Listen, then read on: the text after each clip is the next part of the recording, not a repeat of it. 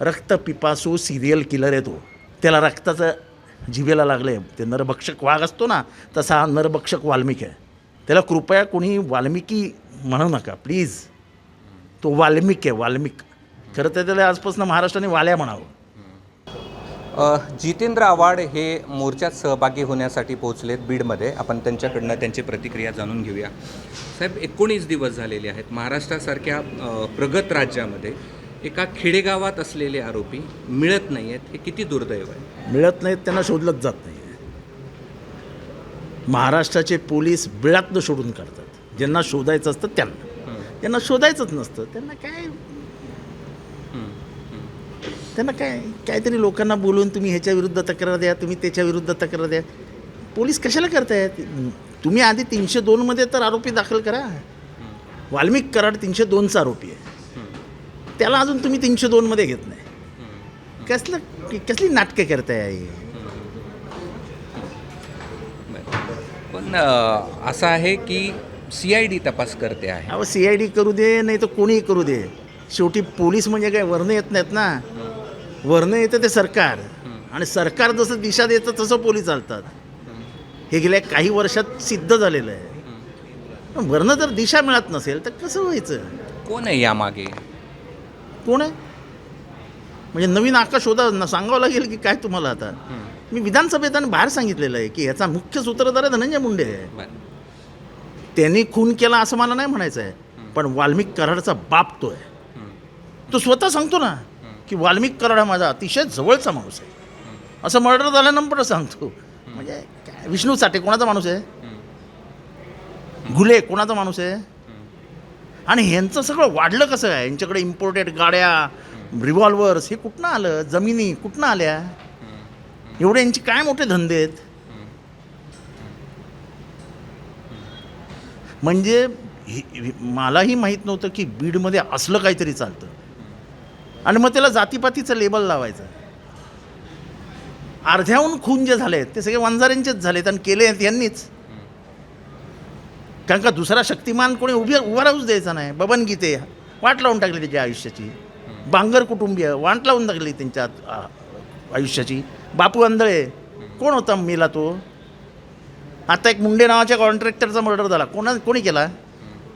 एका दलिताचा मर्डर झाला. त्याला मारला आणि टाकून दिला, आणि नंतर त्याच्या आईवडिलांवरती प्रेशर आणून केसच दाबून टाकले. कोण होता? कोणी मारलं? अख्ख्या बीडला माहिती आहे, अख्ख्या बीडला. दुर्दैवाने पोलिसांना माहीत नाही. आत्ताचे नवीन आलेले SP आहेत, लोकांना बोलतात तुम्ही तक्रार द्या ना, तुम्ही तक्रार द्या ना. कोण कशाला तक्रार देईल तुमच्याकडे? तुम्ही कधी रंग बदलाल सांगता येत नाही. माझ्याकडे माणूस आहे ज्याला बोलून सांगितलं की तू तक्रार दे.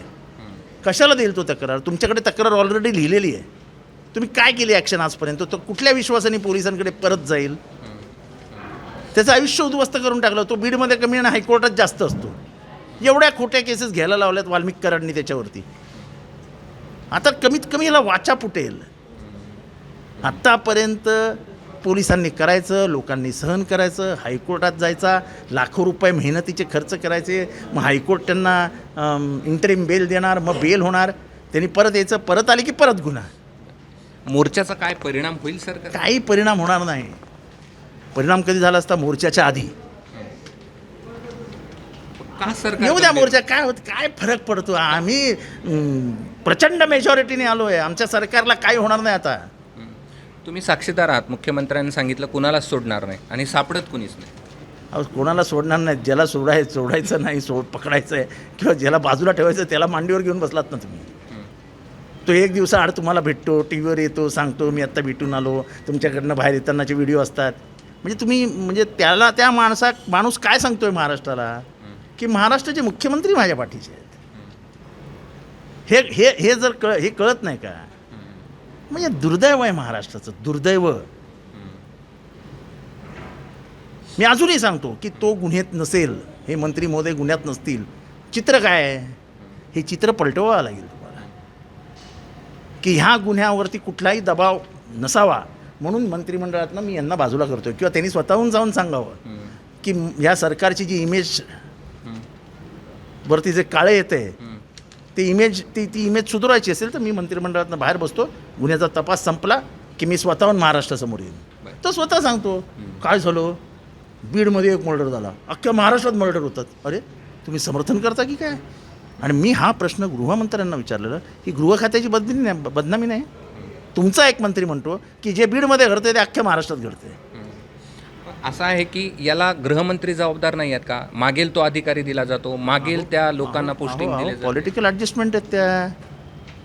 कारण का कोण जाऊन बसतं उपमुख्यमंत्र्यांकडे, कोणाचा दबाव असतो गृह खात्यावर मला माहिती आहे ना. मी तिथे एक आरोप केला आहे की मर्डर केल्यानंतर एक अधिकारी एकाला पकडायला गेला, त्याला अर्ध्या वाटेवरनं परत बोलवलं, अर्ध्या वाटेवरनं, आणि दुसऱ्या दिवशी त्याची ट्रान्सफर केली. ती सुरस कथा आहे.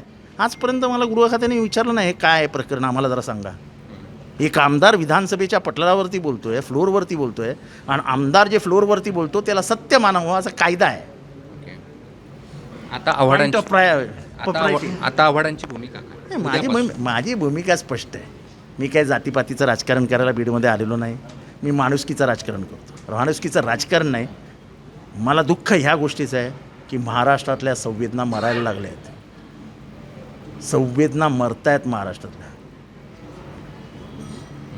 एवढा घाणेरडा मर्डर होतो आणि महाराष्ट्राचा माणूस जागा होत नाही.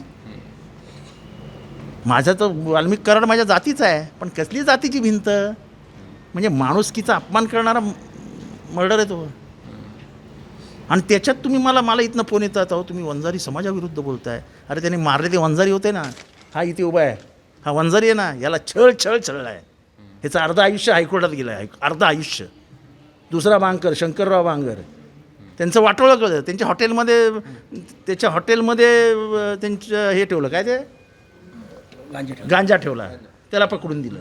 ते बापू आंधळे असाच मर्डर झाला. एक मुंडे नावाचा कॉन्ट्रॅक्टर होता, असाच मर्डर झाला. किशोर फड असाच मर्डर झाला. म्हणजे कमीत कमी 20 आपण कराडवर संशय आहे. कसले जातीपाती करता तुम्ही? म्हणजे कशाला आमची जात बदनाम करता वंजाऱ्यांची? शेवटचा प्रश्न आहे की अतिशय मेहनती जमात आहे ही. मुंबईतले अर्धे भाजीपाला विक्रेते वंजारी आहेत. बॉम्बे सेंट्रलवरचे 100% नाही, 90% हमाल हे वंजारी आहेत.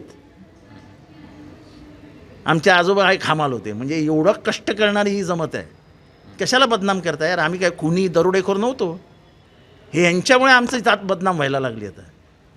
आणि इथनंच फोन येतात आम्हाला, खबरदार तुम्ही नाव घेतलं तर. मी कोणाच्या बापाला, तुम्हाला धमक्या आहेत? मी कोणाच्या बापाला घाबरतो? तुम्हाला धमक्या नाही. आपलं सूचित साहेब बंद करा. अरे बंद कशाला करा? तुम्ही माणूस मारलात ना. आणि तुम्ही जातीसाठी काय करत नाही. आपण वंजारी आहे ना, मग ह्याला कशाला छळता? तो म्हणजे दाखवतोय मी माणूस हा वंजारी आहे. मी याला मुद्दाम बोलवून घेतलं आहे. हे जे महाराष्ट्रासमोर चित्र आहे ना, मराठा वंजारी, हे एकदा बंद करायचं आहे. बस झालं. आहे ना, वंजारी आहे ना. कशाला लेबल लावता? संतोष देशमुख मराठा, हा वंजारी. रक्त पिपासू सिरियल किलर आहे तो. त्याला रक्ताचं जिभेला लागलं आहे. ते नरभक्षक वाघ असतो ना, तसा हा नरभक्षक वाल्मिक आहे.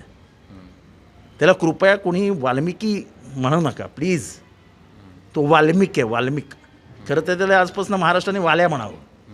या वाल्याला कधी पकडणार एवढं पोलिसांनी सांगावं. बाकी काहीच आमचं म्हणणं नाही. धनंजय मुंडेंनी मंत्रिपदावर राहू नये अशा प्रकारची मागणी करण्यात येते. मी पहिल्या दिवशी मागणी केली आहे. लोक आज जागी झाली आहेत. मला वाईट हे वाटतंय महाराष्ट्रात की तुमच्या संवेदना मेल्या होते काय? हे पहिल्या दिवशी मागणी व्हायला पाहिजे होती की धनंजय मुंडे यांना पहिलं मंत्रिमंडळातनं काढा.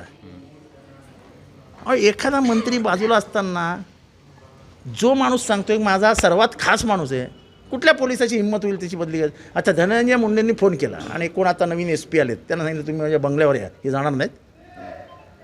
मग कशी चौकशी होणार? कशाला एवढे लपवाछप्पीचे उद्योग करताय यार? म्हणजे महाराष्ट्राला शंड करताय तुम्ही. कारण का आजकाल कोणीच बोलायला तयार नाही, कोणीच बोलत नाही आहे. म्हणजे नशिबाने संतोष देशमुखच्या म्हणजे ते काय आंदोलन चालू आहे त्याच्यात मला लाखोनी लोक तरी दिसत आहेत. म्हणजे अजूनही महाराष्ट्रातल्या लोकांच्या संवेदना वेदना दिसत आहेत. पण आता माझं महाराष्ट्राला सांगणं आहे, बोलायला शिका. जिथे अन्याय होत असेल तिथे बोलला नाहीत तर ह्याच्यापुढे अशा तुमच्या घरात मर्डर होतील आणि तुम्हाला बोलता येणार नाही. हे होते जितेंद्र आव्हाड आणि त्यांची आजच्या मोर्चाविषयीची ही प्रतिक्रिया होती. कृष्णा केंडे, ABP माझा बीड. ABP माझा, उघडा डोळे बघा नीट.